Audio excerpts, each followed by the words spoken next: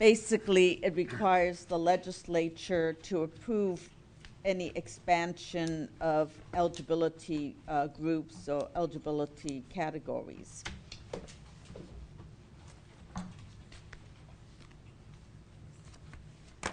In these days of the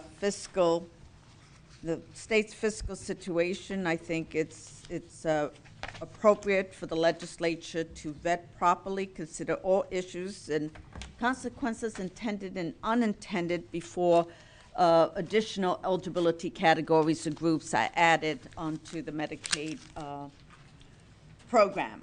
As the legislative audit report indicates, that was issued just this week, there are many, many issues to be tackled by the Department of Health and Social Services, and to add additional populations to a program that is not totally functioning well is not in the best interest, long interest of the population, neither in the long interest of the state of Alaska. Okay, thank you. And does the department have a position on amendment number 9? Yes, we do, Mr. Chairman.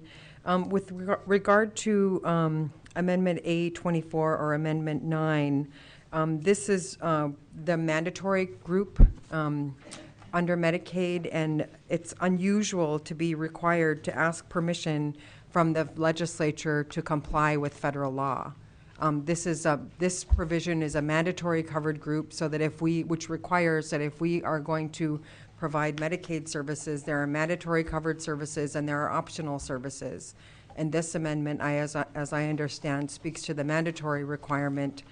And so if there are additional mandatory provisions that are included as a part of our Medicaid under federal law, it is highly unusual for the department first to have to come to the legislature to ask for permission to comply with federal law.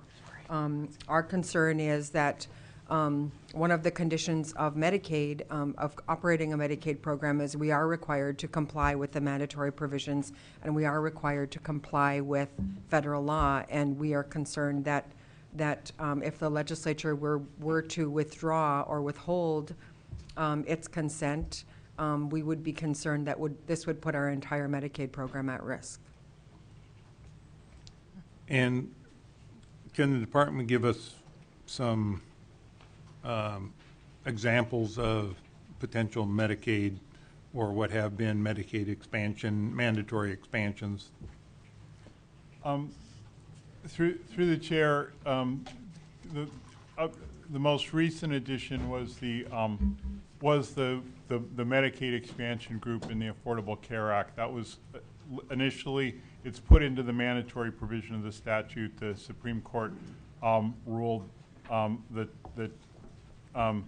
states couldn't be sanctioned for not complying with that one. There has been discussion with this very issue of the ability of the executive branch to proceed and expand Medicaid into groups that are not previously covered and that they do not have to go to the legislature for approval. This ensures that at least the legislature approves going into further fiscal responsibilities, which is even more critical now than it ever has been.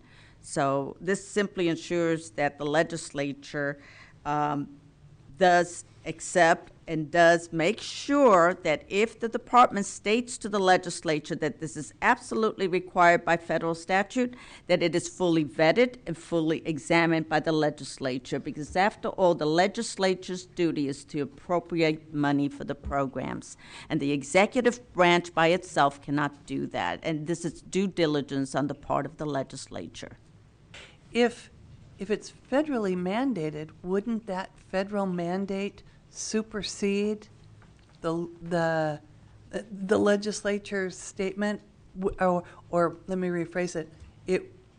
Wouldn't it supersede it? And if it did not, then wouldn't it put the program at jeopardy in the state in some capacity? Through the chair, Representative Stutes, that's correct. But we have recently seen that that when the states challenged the federal government with regard to Medicaid expansion into the age group of 19 to 64, able-bodied without children, that the Supreme Court stated in that decision that the federal government could not make the states expand Medicaid, the Medicaid program. So there are instances where we are not, as a state, required, especially with this expansion. This is not required by federal law. It certainly is interpreted by the United States Supreme Court. Is that not correct? Is the department not aware of that United States Supreme Court decision? Through the chair, Representative Vasquez, we are actually very well aware of that provision, and because it is not a required coverage, this provision is not necessary. You know, it's for the expansion population, that's an optional service, and it's not covered by this amendment. This amendment only covers mandated services